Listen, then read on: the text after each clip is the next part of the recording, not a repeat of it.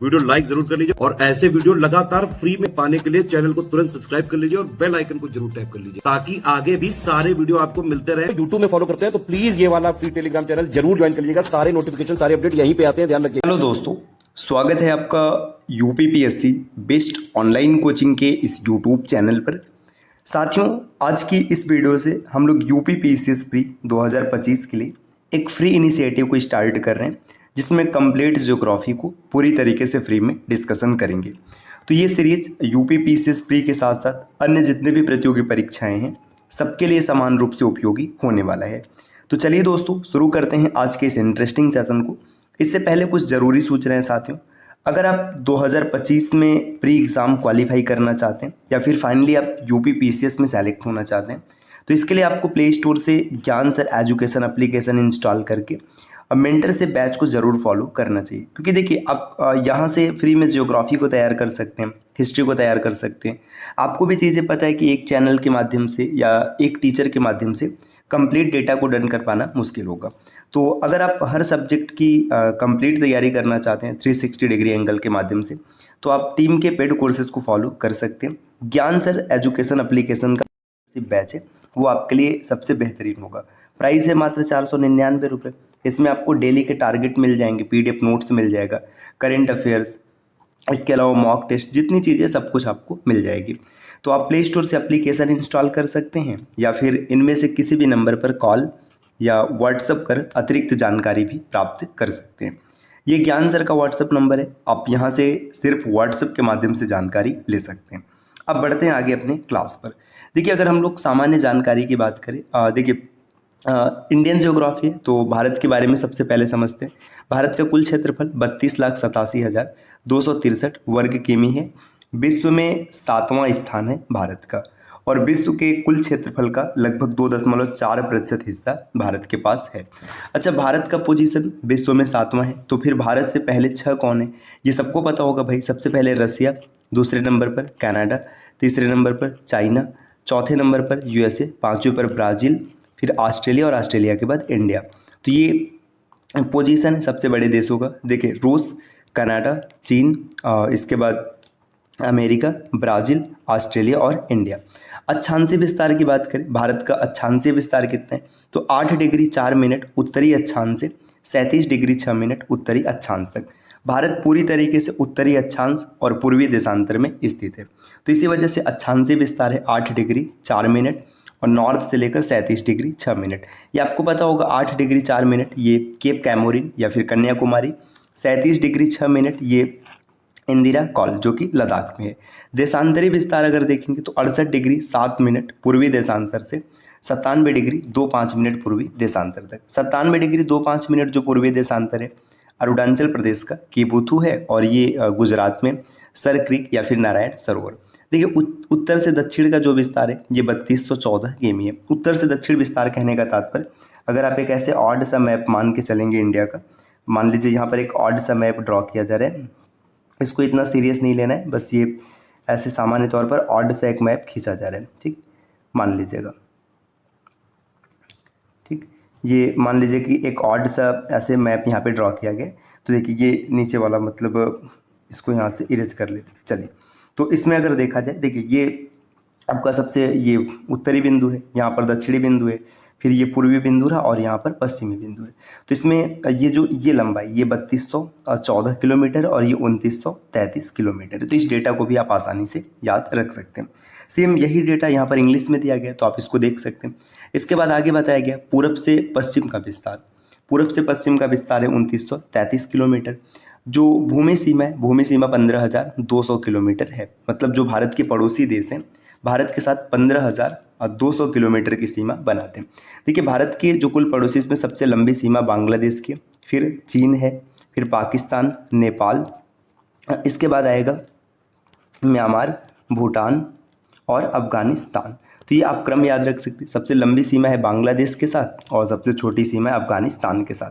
अफगानिस्तान के साथ भारत की जो सीमा लगती है, जो POK का हिस्सा है, यहाँ से मिलता है। अब तट रेखा की बात करें तो ये तट रेखा भी अपडेट हुआ है 11,098.81 किमी। ये चीज़ आपको ज़रूर याद रखना चाहिए क्योंकि नया डेटा है, अपडेटेड है, तो इम्पॉर्टेंट है, पेपर में बन सकता है। और सबसे लंबी तटरेखा अगर राज्य के संदर्भ में पूछा जाए तो गुजरात की सबसे लंबी तटरेखा है। और केंद्र शासित प्रदेश में अंडमान निकोबार द्वीप समूह।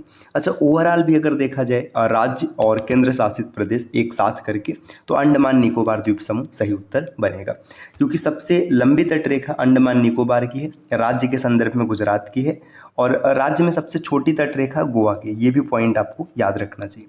भारत की स्थिति, भारत दक्षिण एशिया में स्थित है और 3 तरफ से जल निकाय से घिरा है। भारत के पश्चिम में अरब सागर है, पूरब में बंगाल की खाड़ी और दक्षिण में हिंद महासागर। देखिए, आपने पेनिनसुलर इंडिया मतलब प्रायद्वीपीय भारत जरूर देखा होगा। यहाँ पर नीचे हिंद महासागर है, इधर पश्चिम में आप अरब सागर को देख सकते हैं और पूरब में बंगाल की खाड़ी को देख सकते हैं। तो 3 ओर से भारत जल क्षेत्र या फिर समुद्र से घिरा हुआ है। आगे देखिए, मानक समय की बात करें तो जो भारत का मानक समय इलाहाबाद के निकट नैनी में एक स्थान है, यहाँ से लिया गया। तो इंडियन स्टैंडर्ड टाइम जो है ये ग्रीनविच मीन टाइम GMT, जो कि लंदन में है 0 डिग्री देशांतर, यहाँ से 5.5 घंटे आगे। तो जो भारत का मानक समय रेखा है ये 5.5 घंटे आगे चलता है GMT से। सीमावर्ती देश हम लोगों ने पीछे ही देख रखा है, पाकिस्तान, चीन, नेपाल, भूटान, बांग्लादेश, म्यांमार और अफगानिस्तान।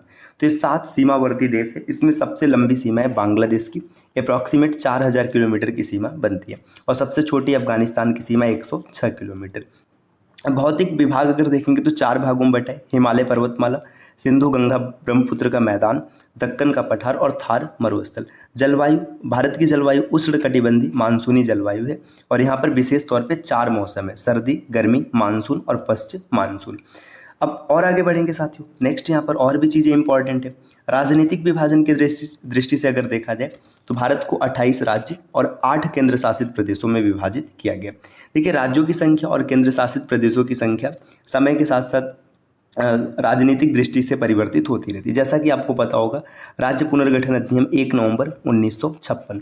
अगर यहाँ पर अगर आप देखेंगे तो इस समय भारत की स्थिति में 14 राज्य थे कुल, 14 स्टेट थे और 6 यूनियन टेरिटरी था। फिर समय समय पर इसमें संख्या परिवर्तित होती रही है। अभी हाल ही में जम्मू कश्मीर और लद्दाख, इन 2 को यूटी मतलब केंद्र शासित प्रदेश का दर्जा दिया गया।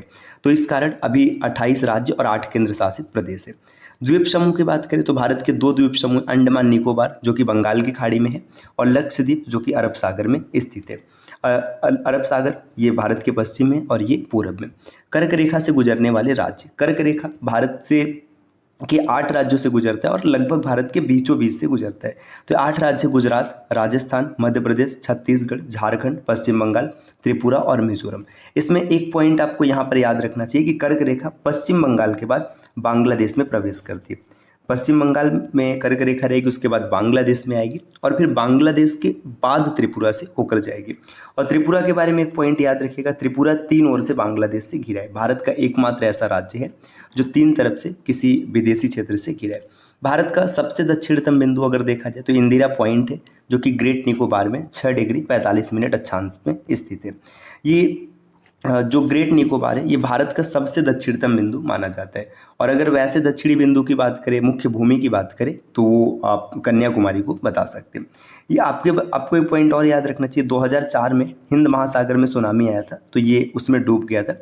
NCERT की लाइन है, तो इम्पॉर्टेंट है, पेपर में बन सकते हैं। इसके बाद और आगे बढ़ेंगे साथियों, और कुछ महत्वपूर्ण चीज़ें देखिए। अब सबसे पूर्वी बिंदु इंदिरा कॉल जो कि लद्दाख में है, सबसे पूर्वी बिंदु केबुथु अरुणाचल प्रदेश में, सबसे पश्चिमी बिंदु कच्छ गुजरात में सर क्रीक गुहार मोती के पास है। अगर कन्याकुमारी की बात करें तो स्थली है, मतलब स्थल बिंदु है, जो कि सबसे दक्षिणी बिंदु माना जाता है।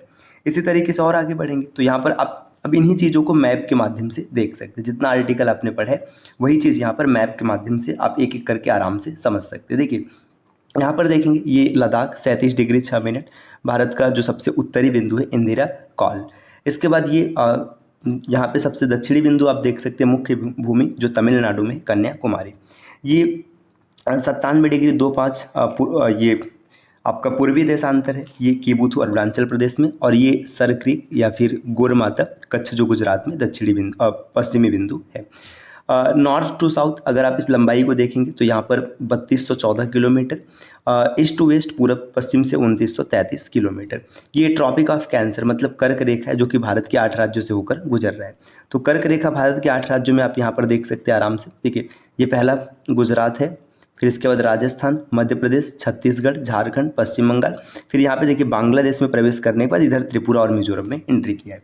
भारत के पूरब में बे ऑफ बंगाल, बंगाल की खाड़ी, पश्चिम में अरब सागर को देख सकते हैं। यहाँ पर ये बंगाल की खाड़ी में अंडमान निकोबार द्वीप समूह है। यहाँ पर ये लक्षद्वीप है और नीचे आप ये हिंद महासागर को देख सकते हैं। ठीक, अब भारत के 28 राज्य की बात करें तो आप यहाँ पर चीज़ों को देख सकते हो, थोड़ा सा जूम करके आपको दिखा रहे हैं। देखिए यहाँ पर आप 28 राज्य और 8 केंद्र शासित प्रदेश को आराम से देख सकते हैं। देखिए ये उम्मीद है कि अब आपको स्पष्ट चीज़ें दिख रही होंगी। देखिए यहाँ पर आप पहले लद्दाख को देख सकते हैं। लद्दाख की राजधानी लेह है, जम्मू की राजधानी श्रीनगर हो गया, हिमाचल प्रदेश की राजधानी शिमला है, देहरादून उत्तराखंड की राजधानी, फिर पंजाब चंडीगढ़ हो गया।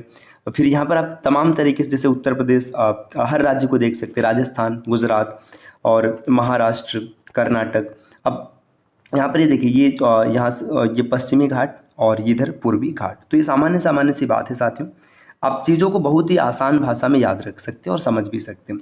तो अगर यूपीपीसीएस का एग्ज़ाम देना है आपको और चाहते हैं कि चीज़ें आसानी से क्रैक हो जाए, तो इसके लिए आपको बहुत ज़्यादा परेशान नहीं होना है, बस चैनल को सब्सक्राइब करके रखना है। और इसके अलावा ज्ञान सर एजुकेशन से मेंटरशिप बैच को ज़रूर फॉलो कीजिएगा, जिससे आपका लेवल काफ़ी ज़्यादा बूस्ट होगा। अगर आप कोर्स के बारे में अतिरिक्त जानकारी प्राप्त करना चाहते हैं तो इनमें से किसी भी नंबर पर कॉल या फिर व्हाट्सएप कर जानकारी ले सकते हैं। ये ज्ञान सर का व्हाट्सएप नंबर है, आप यहाँ से व्हाट्सएप के माध्यम से भी जुड़ सकते हैं। और बाकी प्ले स्टोर से मेंटरशिप बैच को ज्वाइन करना ना भूलेगा, उससे आपके लेवल में काफ़ी ज़्यादा सुधार आएगा। तो मिलते हैं आपसे नेक्स्ट वीडियो में कुछ नए और इंटरेस्टिंग इन्फॉर्मेशन के साथ, तब तक के लिए नमस्कार।